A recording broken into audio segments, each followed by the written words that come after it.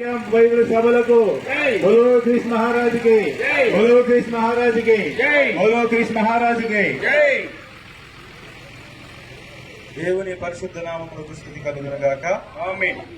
ప్రభువునందు ప్రియమైనటువంటి దేవుని సంగమా, ఒకరోజు యేసుక్రీస్తు ప్రభువారు కూడా ఇలాగే వీధులలో నడుస్తూ వెళ్ళుచూ ఉన్నప్పుడు ఒక ఆయన కూడా యేసు ప్రభు ఎవరో చూడాలని చెప్పేసి ఎదురు చూసిన వాడుగా ఉన్నారు.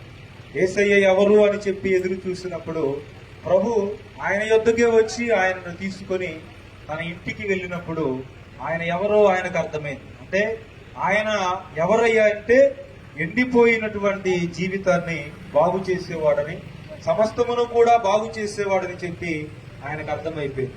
ఈ రోజున మనము దేవుని సన్నిధిలో ఉన్నటువంటి మనందరము కూడా చేయవలసిన పని ఏమిటయ్యాలంటే, యేసుక్రీస్తు ప్రభువారు ఆయన ఈ లోకములోనికి రాజులను కలుసుకోవడానికో అధికారులను కలుసుకోవడానికో రాలేదు, కానీ అవసరాలలో ఉన్న వారిని, అక్కరలో ఉన్న వారిని, పాడైపోయినటువంటి జీవితాలను బాగు చేయటానికి, చెదిరిపోయినటువంటి జీవితాలను కలుసుకోవడానికే ప్రభువారు ఈ లోకానికి వచ్చారు. కనుక మన పాడైపోయిన జీవితాన్ని, చెదిరిపోయిన జీవితాన్ని, మన జీవితంలో ఏదైతే మనం పోగొట్టుకున్నామో దానిని తిరిగి మరలా మనం సంపాదించుకున్న కొరకే యేసుక్రీస్తు ప్రభువారు ఈ లోకానికి వచ్చారు. గనక ఆయనే రక్షకుడు, ఆయనే సర్వమును కూడా మనకు ఇచ్చినటువంటి దేవుడై ఉన్నాడు. కనుక ఆ సర్వశక్తిమంతుడైనటువంటి దేవుణ్ణి మనము కూడా కలిగి ఉంటే ఆయన సమస్త ఈవులు మనకు అనుగ్రహించేవాడై ఉన్నాడు.